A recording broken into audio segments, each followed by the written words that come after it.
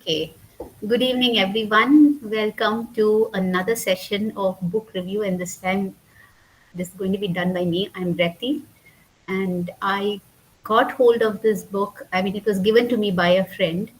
And it was about 2 years back. And thought, okay, I'll just get to reading it later on because it didn't look too interesting on birds and all that. So I said, okay, maybe I can wait until another date when I can just have a look when I don't have any other books to read.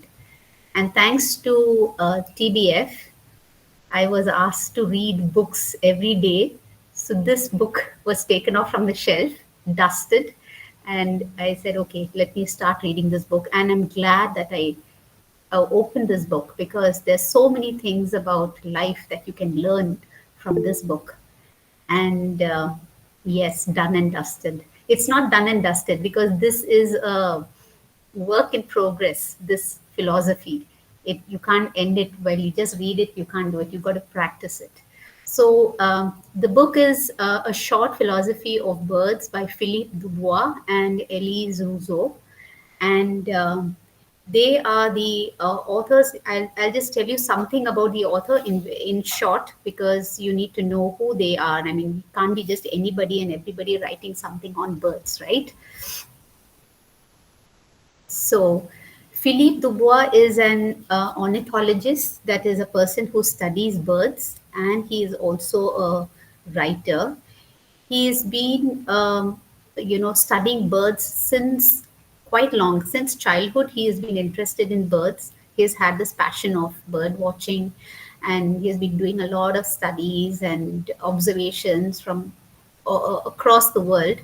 And Elise Rousseau is a philosopher and a journalist, and she's written a lot of books also on nature, and she's more focused on saving the environment. So when we talk about environment, it just doesn't mean just plants and everything. It also means the living creatures, that inhabit the earth. So I'm going to start over here. Why this book, Short Philosophy of Birds? That is the introduction. We hear about birds in history because history is replete with stories of birds, especially when you look at Hindu mythology.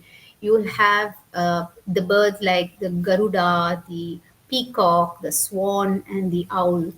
And they are the vehicles of the gods or goddesses.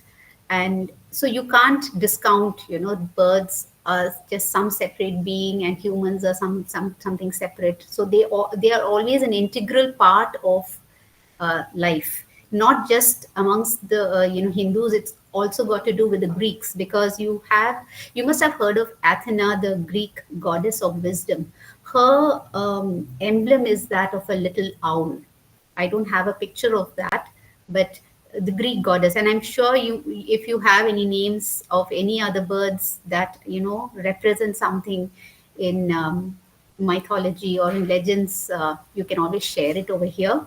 And you must have heard of the dove also, the harbinger of peace, right?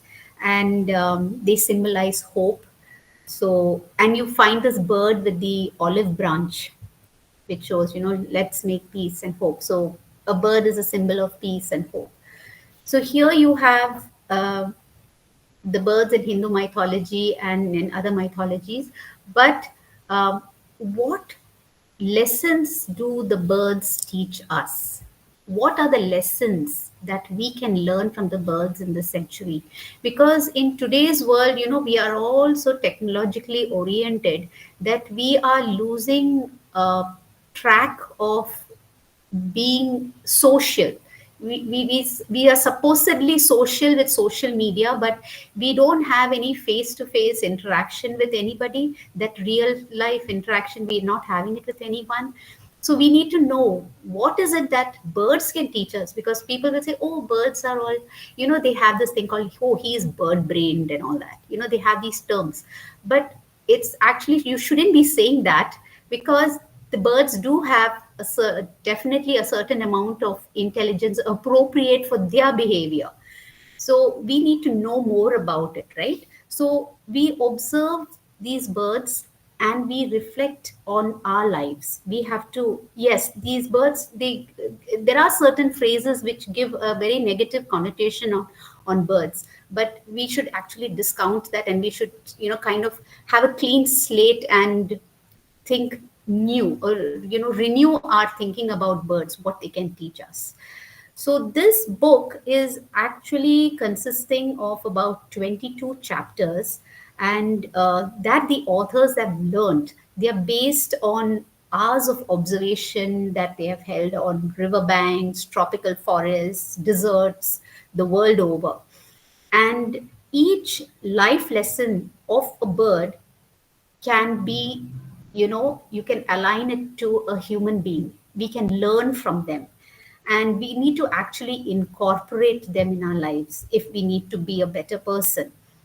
So then, when you go through this entire book, you will just realize how ignorant we are, about certain things. We think we know everything. We are the higher species, and we are the blessed ones, and we are the ones who can give gyan and wisdom to the others. But unfortunately, that is not so.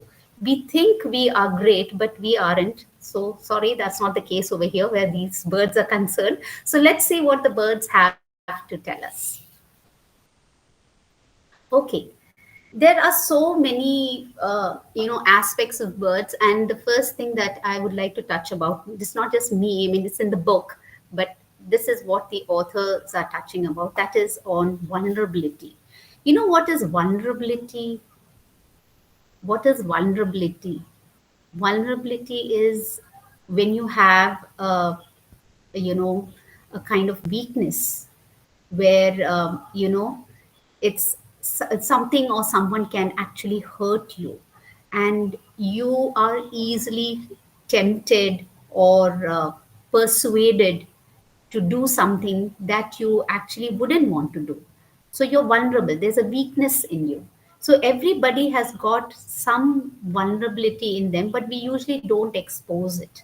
Yeah, rawness in our personality, which is actually, which you wouldn't want to show it out, because people can take advantage of that. They can manipulate you based on your vulnerability. If they know your vulnerability, your weak point, they can do that. You must have heard of the Achilles heel and all that. I'm not going through the stories. So yeah, so when we observe birds, we look at, where the vulnerability, where the bird is most vulnerable is when they are molting. So molting is a time, when the birds, they shed their feathers and they grow new ones. So that is the time when the bird is most vulnerable. All animals have, there is like snakes. You must have heard about snakes molting. They shed their skin and then they have a new skin. So just like that, the birds also have a period of molting. And they grow definitely newer and much more beautiful feathers and all. They do that, they do grow those feathers, but it takes a period of time. And during this time, what happens is they are unable to fly because they can be preyed upon by those other bigger birds or animals. So they keep a very low profile, these birds. And when you compare it to human beings, what happens? You, in which period do you undergo vulnerability? There is a period of vulnerability like when you encounter death, when you lose your job, when somebody rejects you. So in such situation, what happens is you tend to, or even when you're moving house, when you're shifting to a new location, so there you're very vulnerable, right? You're quite vulnerable, and it's like a, you need to undergo a certain transformation. You have to change yourself, you have to become somebody else. You're not somebody else, you have to become someone new. Because suppose if somebody close to you has died, in your family, there's a death of a family member who's been very close to you, you undergo a period of sadness, and you don't know, okay, what do I do next? How do I live now, from now onwards? What do I do? I've been dependent on this person, such thoughts come to our mind. So we need to outgrow that. So for birds also, this molting is a period of vulnerability. And what happens is they are unable to fly. They have their old feathers have gone off, and they're waiting for the new feathers to come out. So they keep this period, they keep very a low profile. And like I said, they need to be patient, and they are patient. They wait till they outgrow, and those old feathers have gone and the new ones have come out, and then only they make their appearance. So what do we learn from that? We also need to learn how to be patient. Sorry for that noise, if you can hear it, distracting neighbors. Okay, so what happens is during this period, these birds don't engage in any important activities. They keep a low profile. So we also need to learn how to detach ourselves, and that is detach ourselves from the past and move forward. We need to re-energize ourselves. So what do we do during this time? We have to gather our strength. We need to go in for a lot of introspection. We need to allow ourselves time to mold. We need to give ourselves time to grieve, to nurse our old wounds. You people say, "Oh, don't cry, don't worry. You're a big boy. You're an adult. Why you're crying? You will get over it. Time will heal." No, I'm sorry. That's not the way it's supposed to be. Give yourself time to heal. Give yourself time to grieve. That's so important, because once it comes out of you, then you are able to you know regroup yourself, your mind and everything, and re-energize yourself and carry on to the next phase of your life.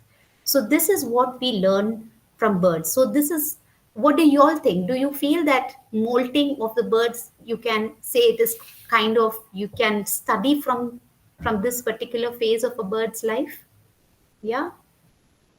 So this is a very important thing, that we need to embrace our vulnerability and to get over it. The next one, okay, I have not shown you this. See, this is a bird, this particular duck, species of duck. It went through this molting period, and now just look at him or her. Very pretty, right? So this is after the molting period, it can come out. Otherwise, it's very vulnerable. Okay. This one is on parenting. You have a young parents over here who would, be thinking, okay, what can birds teach us about parenting? Now look at the duck here. You see a duck with a brood of little ducklings, cute little ducklings. It's a typical image, of a good mother who's looking after her kids, And what does the father do? He must be gallivanting somewhere with the other male ducks, moving around, and hey guys, let's move on. The mothers will look after the kids. Don't worry about them. Everything is being handled and all that. So you have this mother who's looking after the brood. But you also, on the other hand, you also have the other extreme where the father also takes up this task of parenting. So you see this bird over here. It's called a phalarope. This particular bird. Okay, it's found in these marshy beach areas. So this particular, yes, young fathers are very hands on nowadays. They do everything. What a mother usually used to do, the young birds, the father does that. Human fathers. So here, this particular bird, it takes over all the hard work of the that of raising the little ones till they are ready to fly. So, and the female here of this species behaves like the male. Okay, the plumes of the plumes, meaning the feathers of this females, are very colorful. Usually you find the males having these colorful plumes, but it's a female who has the colorful plumes, and she's the one who is trying to attract the male. So you have these females coming together into mortal combat for that male. Oh, I want that guy. No, you're not going to have him, and things like that. So this is what happens. And they lay the eggs. Then once the courtship is over, and when they lay eggs, the males takes over, and he looks after the chicks. Now here on the right side, you will see this pair of doves. Now, they're the ideal couple. They do co-parenting. It's not just the mother doing all the work, and or the father saying, okay, now you do the job, I'm just going to sit back and sip a cup of tea or something like that. They both look after their chicks. And in fact, they divide their broods. They say, okay, this lot I'm going to look after, that lot you look after. It's like that. They do a lot of co-parenting. So basically they're balancing their workload. And what happens here is that they have an eye on their chick, because during those that vulnerable period when the chicks can't fly, they have a lot of, predators moving around, the snakes and the other bigger birds. So they're able to protect their young ones. So basically we will talk about this as mutual assistance. So they take turns when they are building a nest, when they're sitting on the eggs, and obviously it will help against the predators. So what do you learn from this? As humans, we learn that, sharing tasks is the best solution. You reduce the workload, nobody gets tired, nobody complains, and everybody is hands on over here. So sharing the workload, so we need to take a leaf out of their book or out of their feathers. Maybe we need to take a leaf out of that and understand, this is what we can learn from the parenting skills of the birds. So shall I move on? Yeah. Okay. Yeah. Anybody who would like to share anything of this, about these, what we have done so far, what we have reviewed so far? Palak, take out this part of the co-parenting and the father role and everything and send it to me. I will send it to my husband.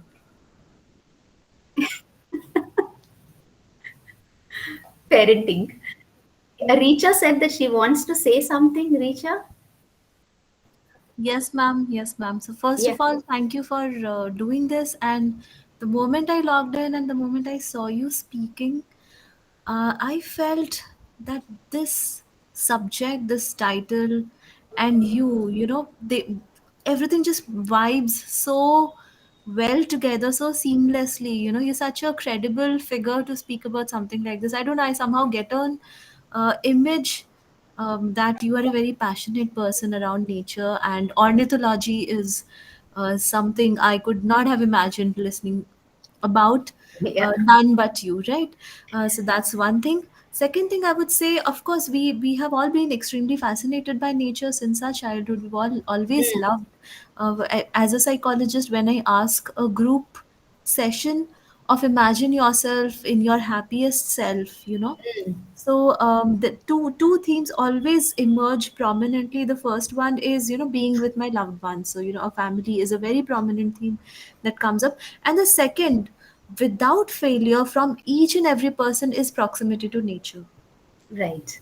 So these are two themes when they imagine their best selves, right? Right.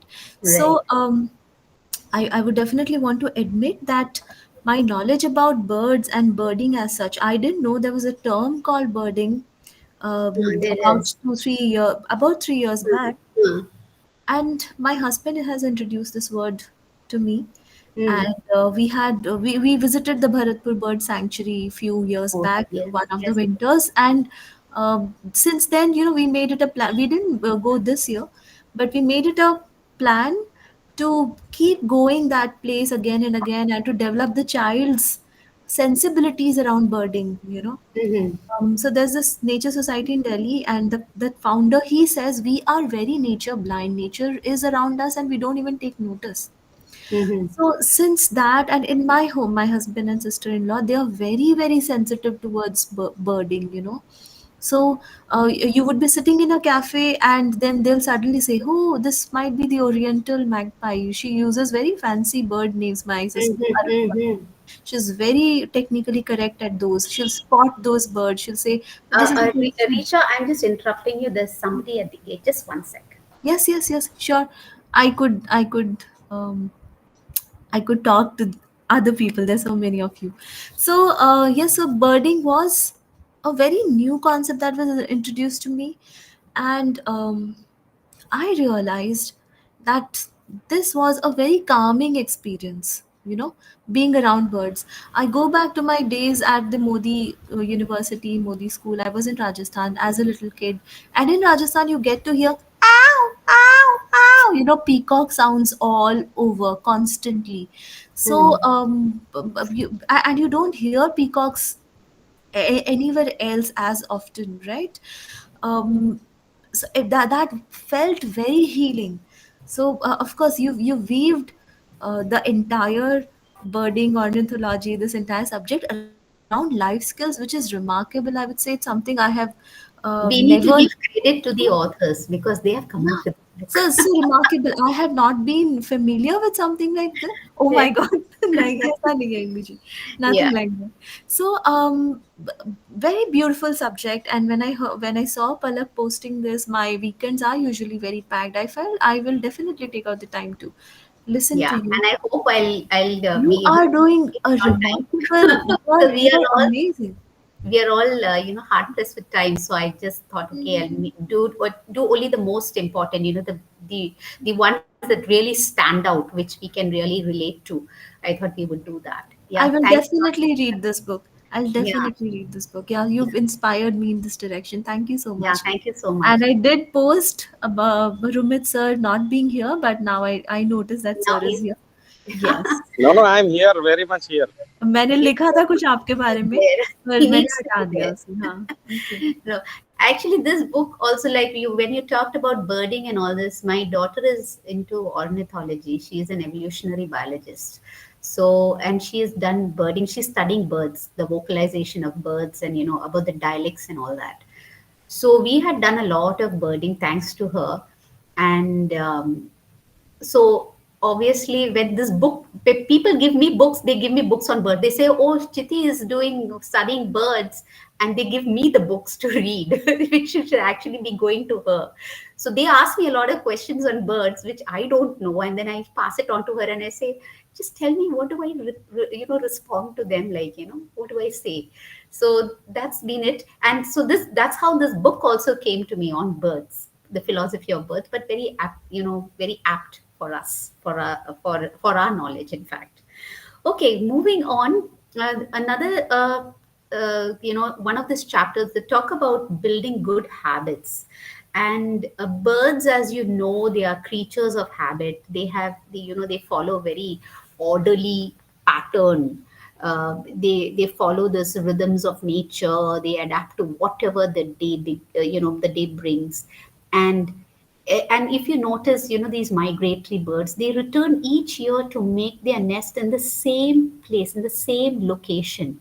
So this also reminds you that, as humans, we also like to revisit a place which is full of happy moments, something that gives you happiness, and you're nostalgic about a place. You would like to go to that place again. So when you reconnect with nature, your lives obviously becomes richer and all the more fulfilling over here, isn't it, than, in case you're used to mindlessly scrolling, or literally they call those words, new term called doom scrolling. You're doom scrolling all those reels, and you're spending hours on the screen and leading those sedentary lives. So here you are with nature. Try and stroll instead of scroll, I would say. Stroll through the nature, have a nature walk, and take in everything, take in the air, the fresh air, and the unpolluted. And nowadays you have pollution, of course, but wear a mask and at least look out at nature. What you get to see around is something that's not going to exist later on. If you notice, when you were young, you might have seen so many birds which are not present now, even animals. You don't get to see some animals which you had seen earlier. You wouldn't be seeing that now, maybe 50 years from now, because they are extinct. So while everything is there, you might as well take it in, soak it in. So, yeah, and while we are on this topic, yeah, we don't see sparrows at all nowadays. We don't see sparrows. And the moment you see a sparrow, you feel that something positive is going to turn up. The environment is, coming back, it's getting regenerated, and we are all getting back to the normal way of the way the things were. So sparrows are not. And if you look at swallows, these swallows are, they are creatures of habit. I mean, like any other bird, they keep doing everything very systematically, which we as humans, we don't do that unless you are very disciplined. So, and as I was telling you, we're talking about travel. When this building good habits came about, this topic on traveling also, the author has mentioned about this. You have this Arctic tern. This is he or she is known as an eternal voyager. They follow light. So they are one species that sees the most amount of daylight and sunshine than any other creature, the Arctic tern. They fly thousands and thousands of miles. Yeah. And why does this bird travel? Because so much. Why does it travel a lot? People ask that. It's because they are looking for nutritious plankton which is there in the waters.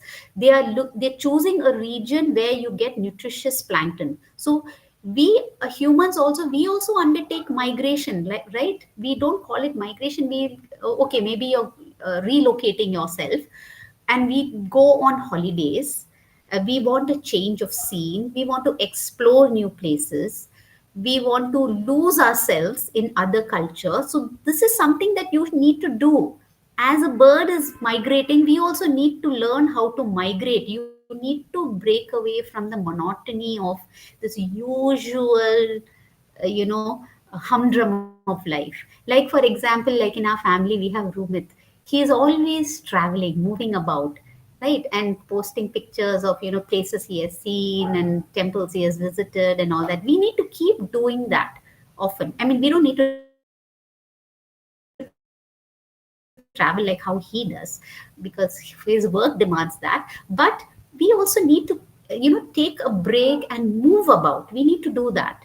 So the young Arctic terns, like here you have this parenting is also coming about in this picture. This Arctic tern, they learn their roots while they're migrating, and they teach their young ones also follow the same route. So initially, when the young ones are flying, they fly with their parents, so they know the route to be taken, and then they know, okay, they have mind mapped everything, they know where to go. Whereas compare the traveling scenario of human beings, we need our GPS, we need our friends, we need the numbers, we need maps, we need everything around us. Oh, how do we even move from here to another shop which is nearby? We cannot do that. If somebody explains to us, no, we still do need something to guide us. Whereas these birds don't require that, it's all there. So you will see that the children, how do they learn how to travel? They also use all these technologically stuff. They use all these smartphones and GPS and all kinds of compass and everything. They use that, and they go on holidays with parents. So you go to a place. So this is what happens when in the where the humans are concerned. So every journey that you take, every time you travel, every journey that you take, it changes you a bit. It transforms you, just like molting transforms you. Same way a journey changes you, and you see the world through a different eye. You're looking, because all this time you had a different perspective of things. So when you go there and you see something that's different, then you see, oh, okay, this can also happen. So you're looking at everything, your mind is soaking in, your brain is soaking in everything that's new, and that's how you're learning. So you need to kind of, when you're traveling, you leave a little of yourself behind, and you bring back a lot of other things to your location, to wherever you're going. So, and this is how you learn how to adapt, you learn to tolerate, you learn to endure, you learn to accept people for what they are, right? Because if you are a closed person, if you are just like a frog in a well, you won't know what the outside world is like. You think yours mine is a big palace, there's nothing more than this. So you need to go out and experience everything. You need to experience nature, you need to experience culture, you need to experience others way of life, so that you learn to be more tolerant. And of course, as Indians, we are all very tolerant, because we have a very multicultural, we are a potpourri of cultures, isn't it, of languages and cultures. So obviously traveling is something that we all do. Even to another place, it's another language for us. So this is about, you need to build the habit of being disciplined, of adapting yourself to whatever is whatever is coming to you. You need to adapt, because you don't know, today it will be something, tomorrow it will be something else. So you need to learn to be adaptable. Okay, so and there's another thing that the author has talked about. It is on sense of direction.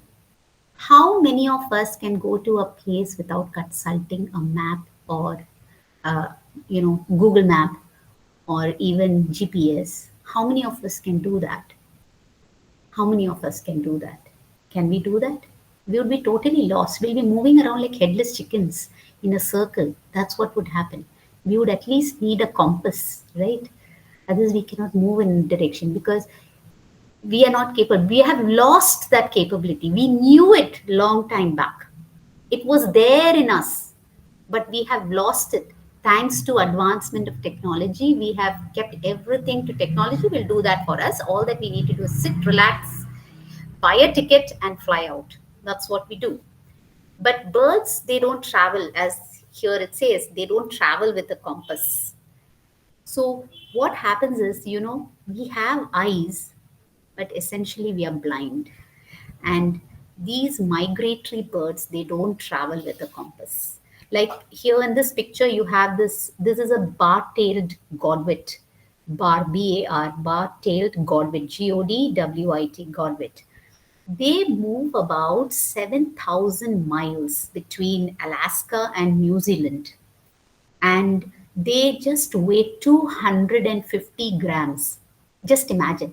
We can hold something that is 250 grams, maybe two mobiles together. 250 grams, they just weigh that much. And how do they fly continuously? They, one part of the brain sleeps while the other is awake. That's how they manage, flying constantly, right? So you have, where humans are concerned, we used to have these nomadic Mongolians. Here there's a picture of a nomadic Mongolian. They have a fantastic sense of direction even now. They don't need a compass, they don't need any other technological, any device to move from one location to another. So these authors, when they were moving about in this area with the Mongolian guide, they were quite scared. They were wondering where he's taking you. They said, have you gone there before? So he says, yeah, I have been there maybe 5 years ago or some years ago, only once. He's been there. Then they were wondering, how would he remember this route? He was able to, because you have the sun, the stars, the moon, and the landscape. They have taken in everything. They have a fantastic sense of direction. Ours has been dulled. We can develop it, but it has been totally dulled because we are relying on technology. Earlier, we could remember the telephone numbers and all that before the advent of mobile phones. We could remember the telephone numbers, but now you don't, because you have said, yeah, you might not even remember your own number. You might have to write it down, right? So this is what happens. Our sense of direction has gone for a toss, you can say. And we cannot read the landscape, we cannot read the stars. We travel with all these technological stuff. And birds, what do they have? They have the sense of determination.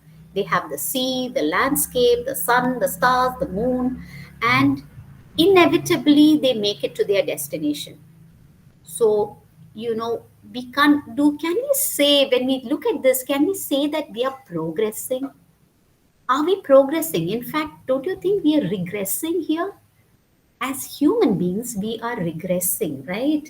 Because we have lost that natural instinct, of direction. We don't know where we are. In fact, we sometimes we call, philosophically, we say, who are we? What am I doing? Where am I? What am I?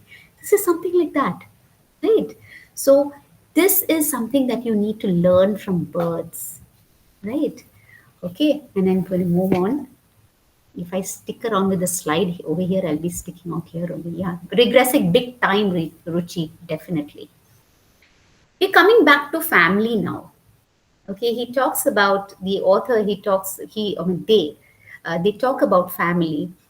So family is actually in our parlance, family is culture specific. You know, we have nuclear family, joint family, then you have single parent family, then you have, nowadays you have the same sex parents, right? So this is all evolving, and you have these categories. And what is a nature's definition of family? A family is an association of individuals that allow the young to be raised successfully. That is why you have a family, because you have your young ones. Your task is to raise those young ones successfully and let them out, let them be, let them be on their own after that. Once they're old enough, they can fly out on their own. So that's why we have, like the children graduate and they're going to a hostel for studies. You say, they're leaving the nest. They're leaving the nest. We keep saying, we associate that, isn't it? That house, they're leaving our nest, and it's an empty nest syndrome, we call it. Yeah. So, yeah, so here you have, where nature's definition is concerned, you need to raise your young ones successfully. That is the main thing about a family.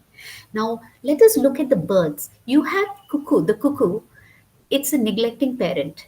I'm sure you have all heard of cuckoos. They lay eggs in other birds' nest, isn't it? It's like they lay the eggs in the bird's nest and say, okay, they're going to look after it. I can just go and do whatever I want. I don't have to raise my young ones and things like that. So it's an example according to us. Remember, according to us, a cuckoo is a neglecting parent. But and this pair, this cuckoo, they meet only to mate. It's only for mating purposes they're meeting, and the chick is looked after by the foster parent. And what happens is the siblings, these for the cuckoo is sitting in somebody else's nest, right, some other bird's nest. So the siblings that are there, these are the foster siblings, they're literally kicked out of that nest. And this cuckoo, when it hatches, when the egg hatches, it's a big chick. So the mother looks at the chick that is hatching. Obviously, the mother, oh my baby. It does. She doesn't know that it is not her chick, because it's an egg that hatched out. So she will say, she'll accept whichever chick is hatching from that egg. It's her own, and so she will start feeding it like as if it's her own baby. And this cuckoo chick is even, it's a voracious eater. It wants to literally eat a lot. So what it does is it kind of monopolizes the feeding of these, all the food that is coming. It will try and gobble up all the food, and it will literally throw out the other chicks from the nest. So it's the only one that is being fed.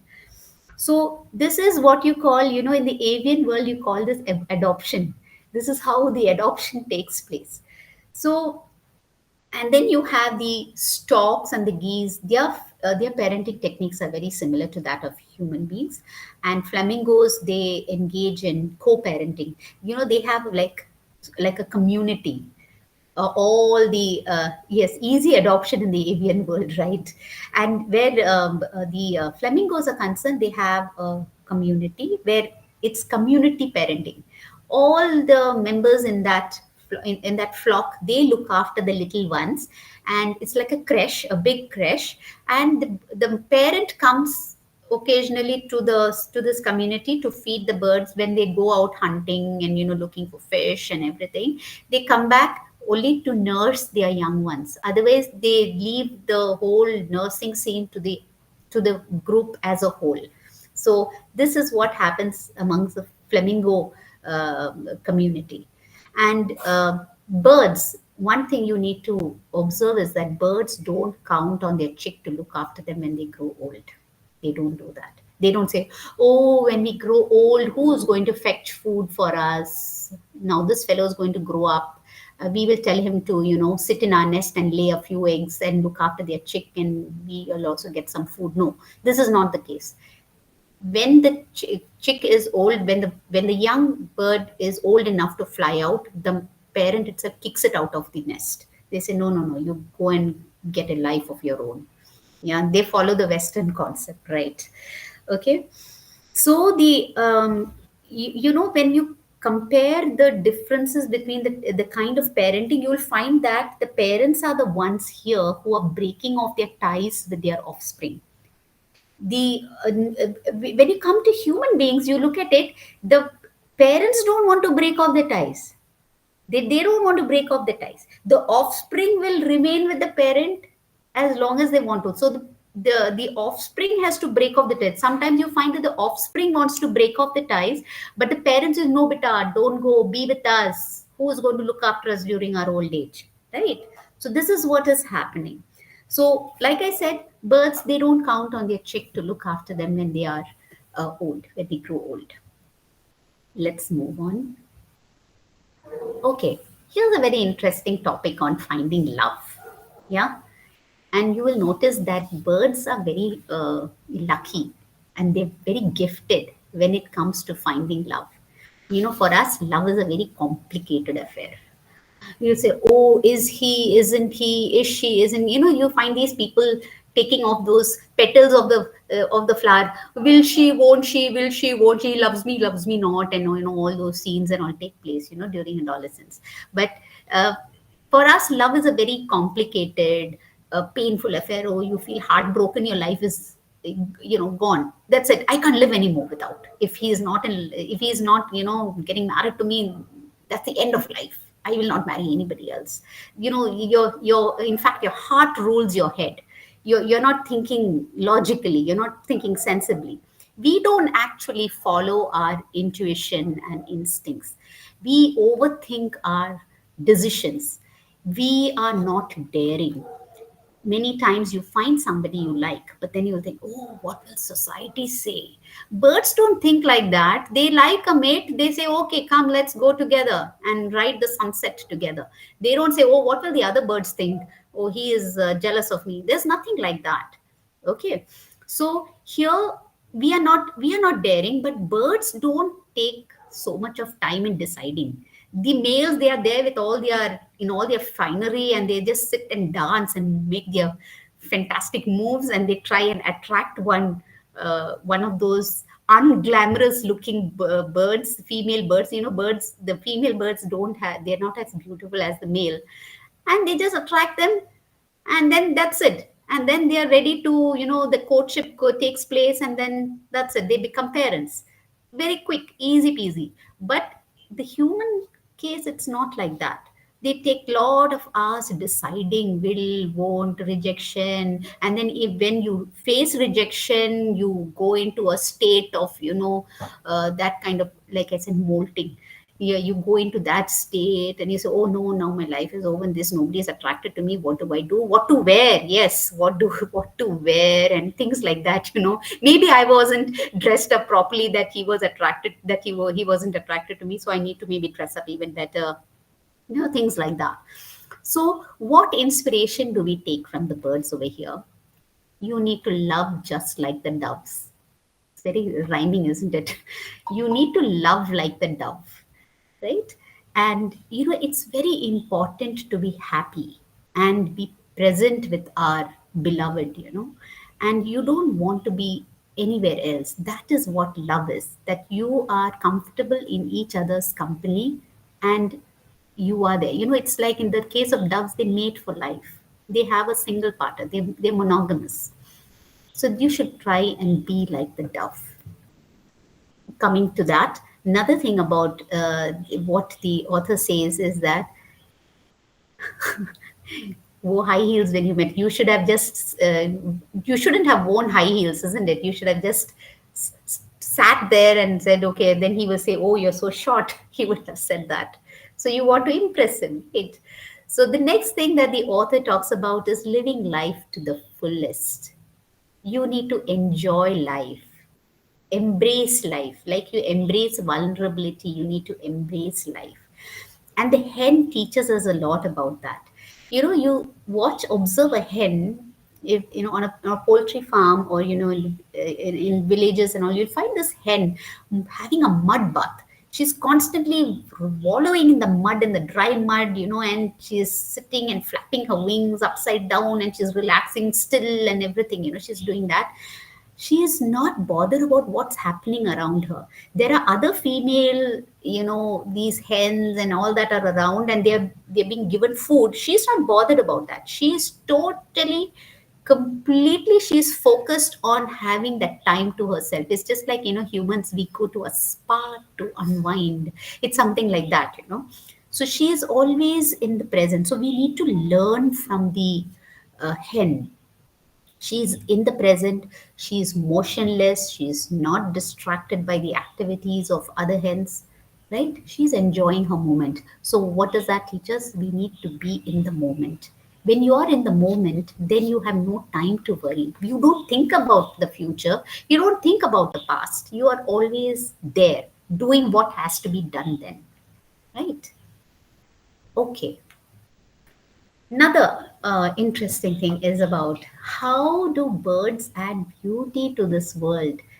Birds are also intelligent enough. They want to get a mate. So there are some birds that love to attract the females. And how do they do it? These males, if you notice over here, this is a satin bowerbird, Satin, bowerbird, Bower, bowerbird. You see that he collects everything that is blue. Everything that he collects is having a shade of blue. You'll find pencil cap, bottle caps, a whole lot of things, pipes, and all kinds of things which are blue. And he decorates this. And see how he's decorated the picture you see on this right hand side. You'll see the nest looks very odd in the picture, but just see how he's decorated it. He's attracting her. He wants to attract the female. Oh, my nest is more beautiful than anybody else's. So here, and the middle picture, you see how he's beautifully decorated. His artistic skills have been put to test over here. Sometimes he paints it blue and he decorates it with blue items. He's attracting the female. So animals are intelligent. They are very sensitive. They are capable of empathy than we have thought earlier. So we need to learn. What do we learn from the birds? We need to learn that don't create and set a limitation to yourself. There is an artist in each one of us. If you compare these two, the satin bar bird on the left and the right, how he has been. One, you feel as humans, when we're looking at this, oh, this looks more beautiful than that. But for him, that is beauty. And he is attracting. There are females who are beautiful, who are attracted to this particular design. So everyone in their mind's eye, for them, they have a sense of beauty that, and we need to appreciate that, right?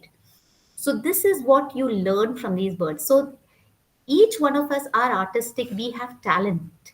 In each one of us we have a talent. Painting a crow yellow, yes, we have a talent, and that talent is unexpressed and it's waiting to come out. You need to explore that talent. So like the birds, I'm sure we can all add some color to this beautiful world, isn't it? We can all do that. So this is what he says, just like a bird does this, let us also create a beautiful world. Let us showcase our talent. Everything in this world is beautiful. It just depends on the way you look at it. They say beauty lies in the eyes of the beholder. Something like that. Yeah. Okay. Now we have how to be free. This is another topic that the author has touched about and is talking about migration. Migratory birds are a symbol of liberty. They take off, they escape to travel, right? And they reach these inaccessible places. And we humans, we say, oh, look at that bird flying, how lucky it is, it can fly and soar high in the sky. And we envy their flight of freedom and the kind of movement, they have this freedom of movement, which we don't have wings. But we humans, because we can't understand our own freedom, we have the freedom to do what we want, but it's restricted because of society and because we create our own limitations. In our mind, we're saying, oh, this will not happen, that will not happen. So you are creating a limitation in yourself. If you shed that limitation, you will be able to do whatever you want to. And you will notice children, humans, they are mollycoddled. They are not allowed to live independently. When the child says, I want to do this, must say, no, no, no, this is not good for you. This is what happens. So you need to allow the child to blossom. And bird parents, like I said, they don't mollycoddle their chick. So they don't restrict their young. They are encouraged to fly independently. But in case of humans, the children are under permanent surveillance. It's like a CCTV around there. They're under. For what reason? It's because there is a fear. Oh, something might happen to them. That is why we need to keep an eye on that. The same goes where couples are concerned. The husband is very protective over his wife. No, don't go there. This is not safe. This you shouldn't be doing. Allow her to do what she wants. There should be a certain limit. Yeah, there's the boundaries are there, but that doesn't mean you restrict the boundary. Then what happens? The more boundaries and the more fencing in you create, the more they rebel. This is what happens even in the case of children. The more you restrict, saying that don't do, they will do it. Reverse psychology. They'll do it. So you should not let them, you don't want them to escape. So if you don't want them to escape, you need to set them free. When another person says that you have the freedom to do this, if you tell your child, okay beta, you have the freedom to do this, you can do this, I'm allowing you, they will not do it, because they know that the trust is there between the child and the parent. They will say, yeah mommy, I will stay here only, I know this is a safe place, so I'll do what I want, but I will stay within my limits. You need to learn that. You need to teach your children that the sky is the limit. You can allow them, give them that freedom. Don't just put a string on them, and it's like literally tying them to your sari pallu, that, and you tie them to your strings and you said, oh, don't go, don't go. Allow them to move, give them that liberty, and you just see what individuals they turn out to be. Beautiful individuals. That is the kind of people that we want in today's world. People who are free, who have a mind of their own, who can think independently. All these are the things that we need. So this is what birds can teach us. We need to learn this from the birds, because like you see here, human beings, we restrict ourselves. We should be unrestricted. Hens and doves, they actually allow complete freedom. They don't stray away from their coop.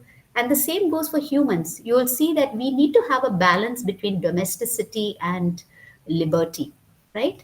I think it's time for a selfie.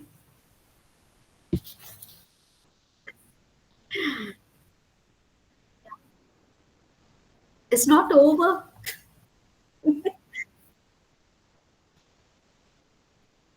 Okay.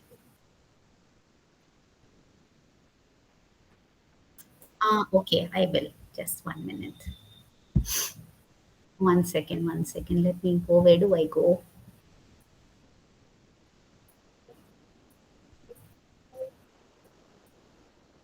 Is it come back to the normal screen? Okay.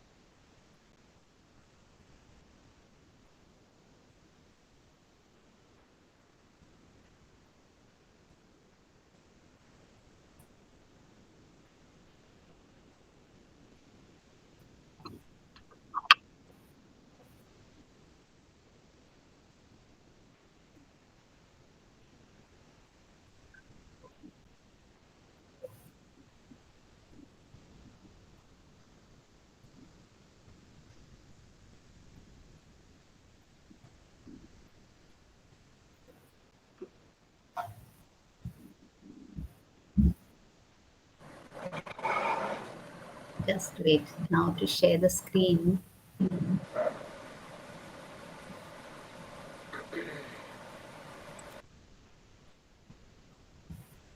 Yeah.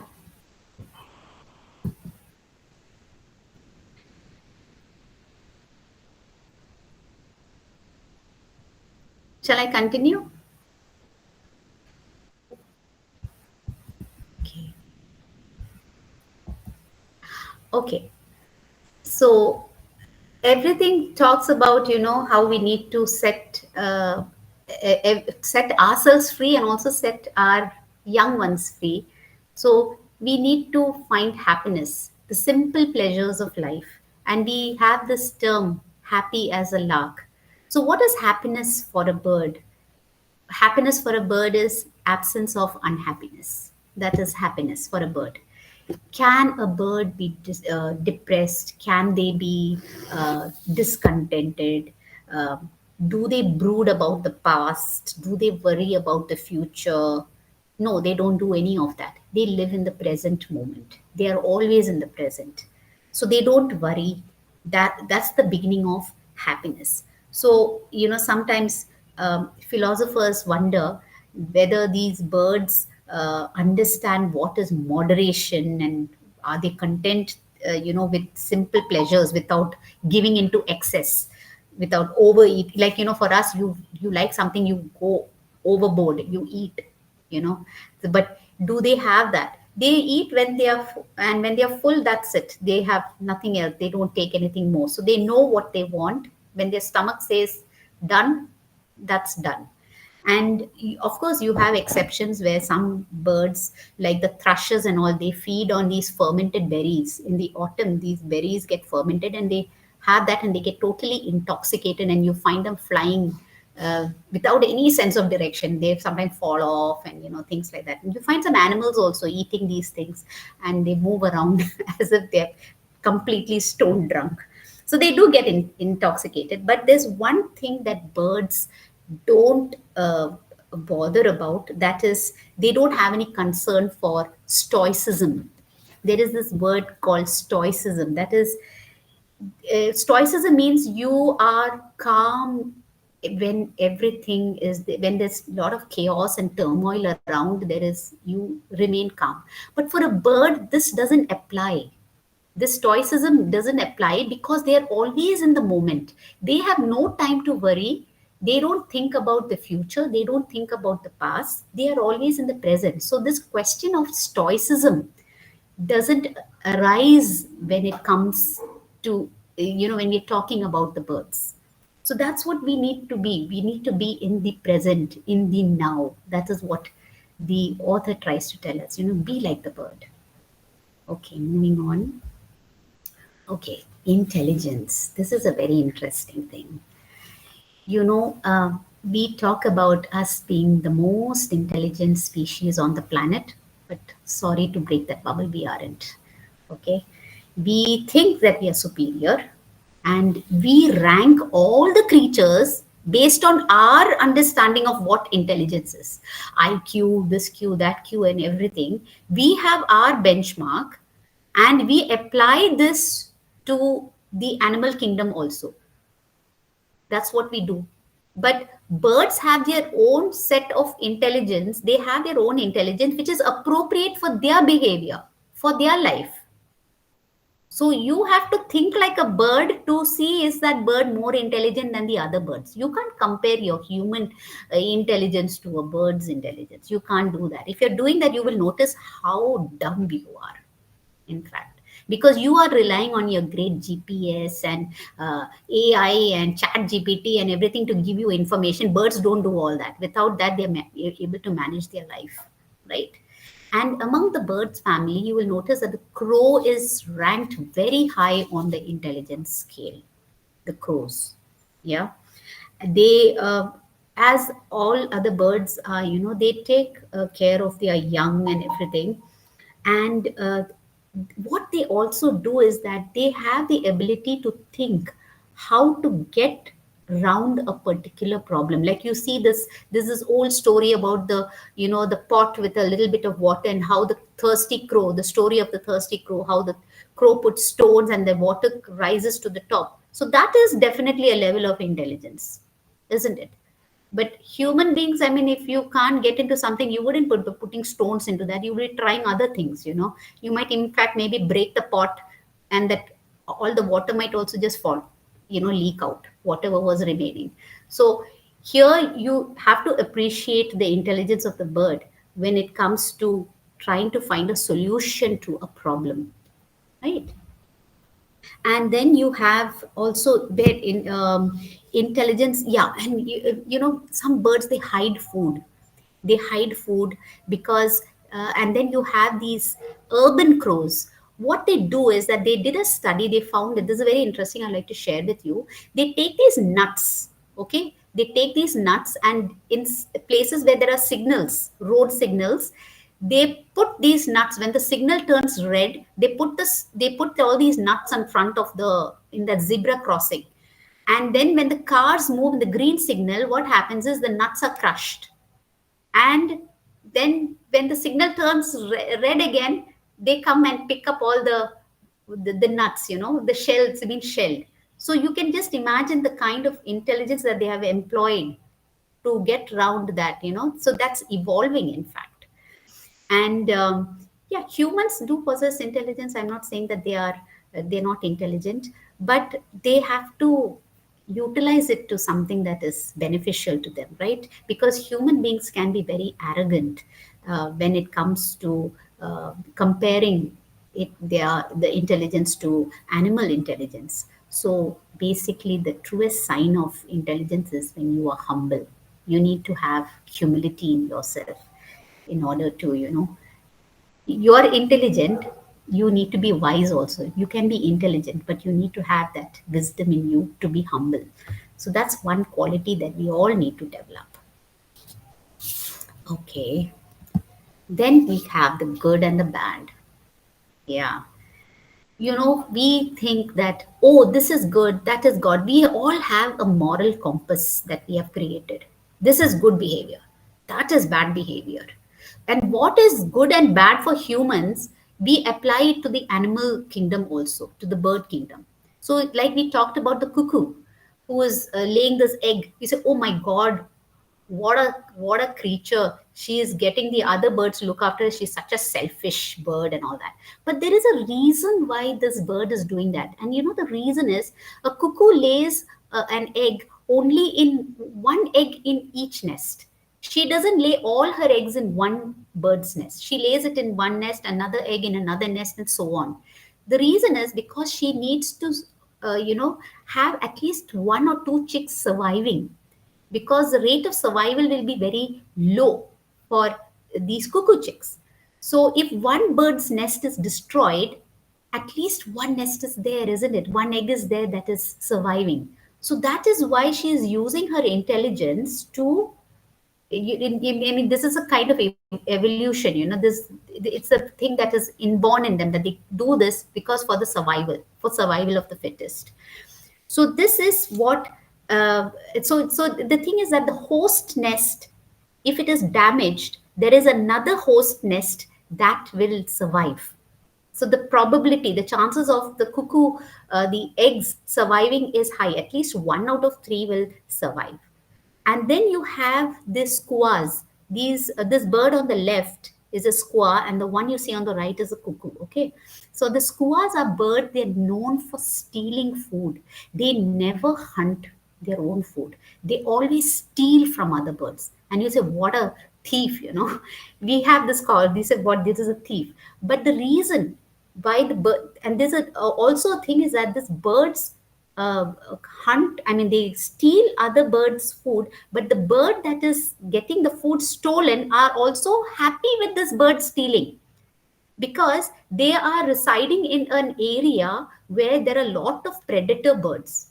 Okay, when there are a lot of predators, the chances of these little birds, of these birds, this victimized birds, their chicks are all vulnerable to being predated. So the squaws are there to prevent any predator from harming those birds.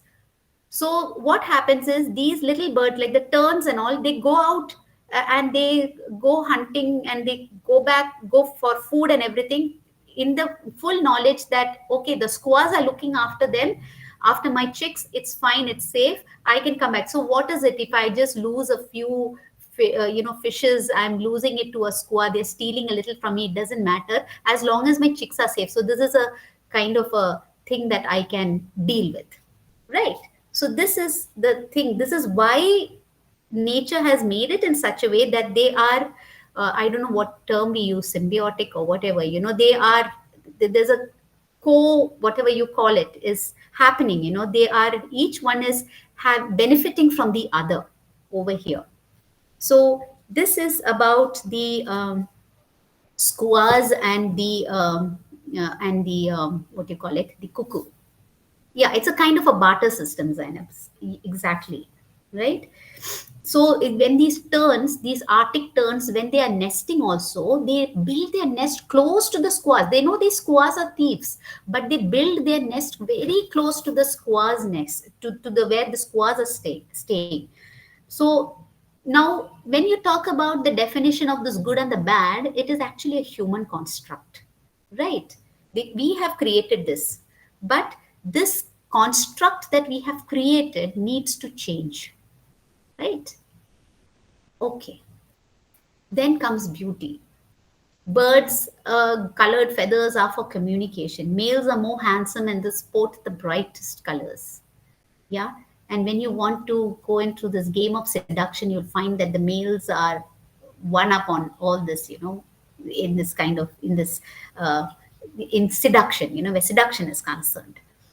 So courtship is a very important behavior amongst birds, because obviously they want to, have eggs, and they want to for their young, for the young ones, So where human beauty is concerned, the females are more attractive, but nowadays we can't say that, because the men also go to the salon and have all this waxing and everything done to look more beautiful and all that. Okay, that's beside the point.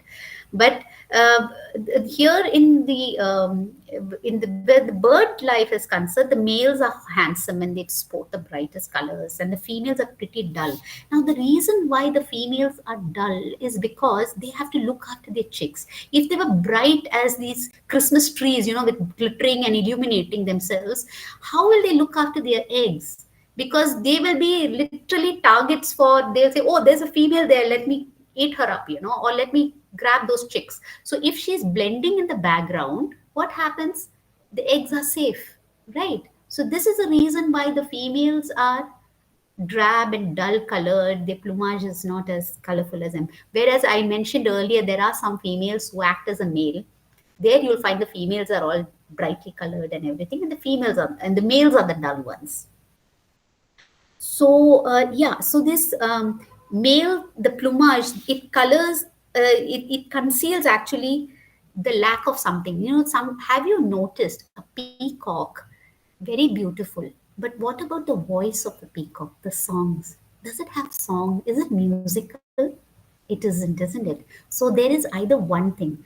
The male is actually either beautiful or he sings beautifully. It's either one or the other.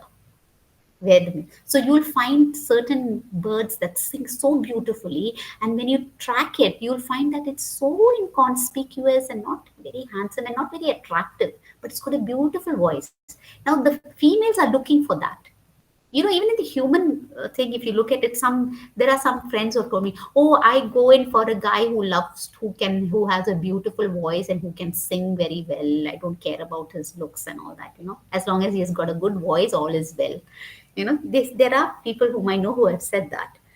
So, but of course there are exceptions, because sometimes you have either beauty in where colors are concerned, or it is voice.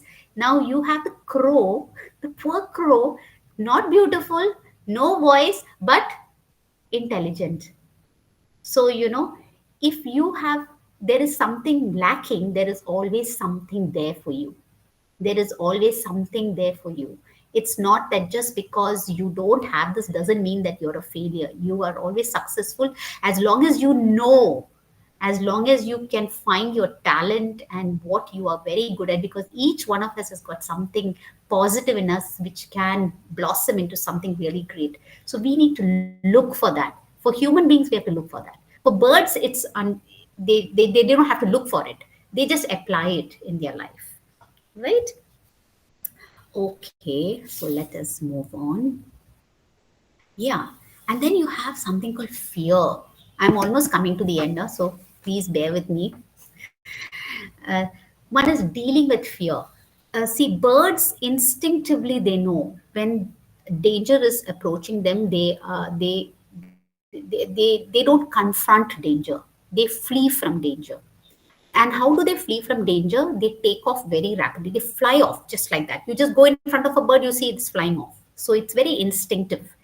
They are very quick, they are very decisive, and they feel that this is the best way to escape harm. This is the best way.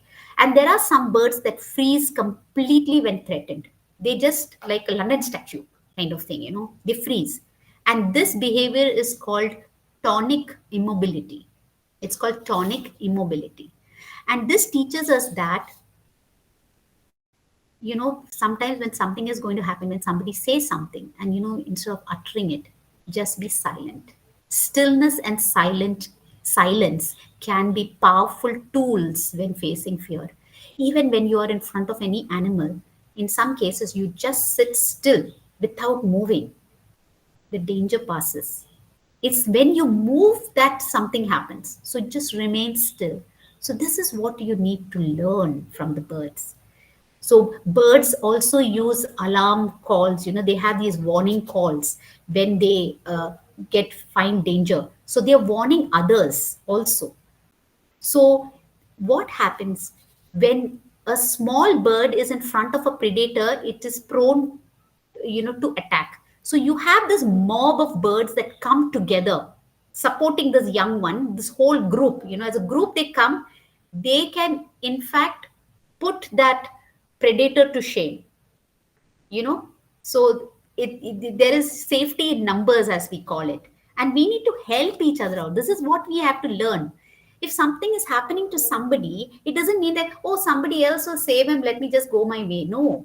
If we all can help, everybody gets together and helps a person, if he's in the right, we can save a person, isn't it? We can prevent some accident from taking place. So this is what we need to learn from birds. Don't let fear isolate you. You can be united, and you can protect yourself, and you can support everybody, support each other. You don't have, there need not be any fear. So if there's some danger is taking place, come together, come united, and you can face your fears, right? And I am coming to the end, literally. So the last one is learning to live and learning to die. See, uh, you will find that most birds, they hide in, when they are about to die, they give up their life, when they are old or when they are ill, they keep to themselves. They don't want anybody watching them, when they're in their life. So nature is taking its course to end its life. So here a question arises in our mind. Are we cruel if we are prolonging the life of a terminally ill patient? Yeah, they are enduring weeks and months and years of suffering. Is it fair on them, on the person who is terminally ill and there's nothing working? This can be very, what you call it, very controversial and debatable, because each one has got his own views on this. But a bird, if you say nature takes it, because death is life, like Aurobindo says, death is life, life is death, death is life undisguised. I think Richa will resonate with that poem which we had in our master's study. So, philosophy teaches us that we need to reconcile ourselves to the inevitability of death, and that we need to love and live fully in the present moment. We need to appreciate and savor the moment. Birds do not need to reconcile themselves to death because they are always in the present. They don't need any philosophy. We are the ones who require philosophy. Birds don't require philosophy. They live in the moment, they live in the present. They don't have regrets. They don't have any ifs and buts. They don't, like when they're old, they say, what if I did this? I could have done this better. We have all those thoughts. When you live in the present, you have no what ifs and buts and everything. It isn't there. Of course, it's so difficult to get to that stage, but we can always start somewhere, isn't it? So, death and life are one and the same, and one does not come without the other. So, at the moment of death, what happens? The atoms, our body is composed of atoms. These atoms are actually recycled. So we, being Indians, and this Eastern philosophy, we can relate to it. Western philosophy, those the people, Westerners, they find it very difficult to relate to that. But we believe in reincarnation and life after death and everything. So this becomes very hard for the Westerners to think about. So to conclude, what we need to learn is, we need to learn how to, not only how to die, but we need to learn basically how to live. We don't think of death. We need to think of life, how to live beautifully, how to lead a good life, be in the present, be in the moment. And with that, I end this. And there's a lovely quote that I would like to just share with you.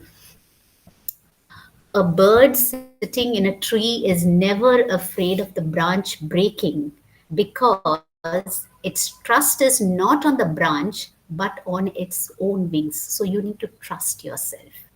I can do this. I can be there. I can do anything I want.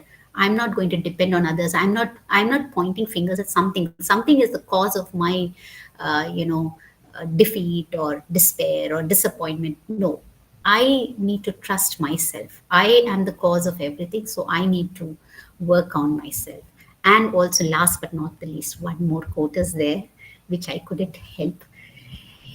This is by Rumi's quote. You were born with wings. Why would you rather crawl through life? You're given all these, everything is given to you. Even then, why are you sitting and complaining? Yeah, you need to fly, let go. So that is what this book is all about. And yes, this last is, thank you so much for being there. And it's just that most of this template, it was created by this particular Slidigo, so I have to give credit for them also. And with that, I come to the end of this session. Yeah, what is missing? Tea is missing for what? Where? Oh, tea. Yes, yes. So thank you so much for joining in and for taking the time to listen to this. And I hope we all can take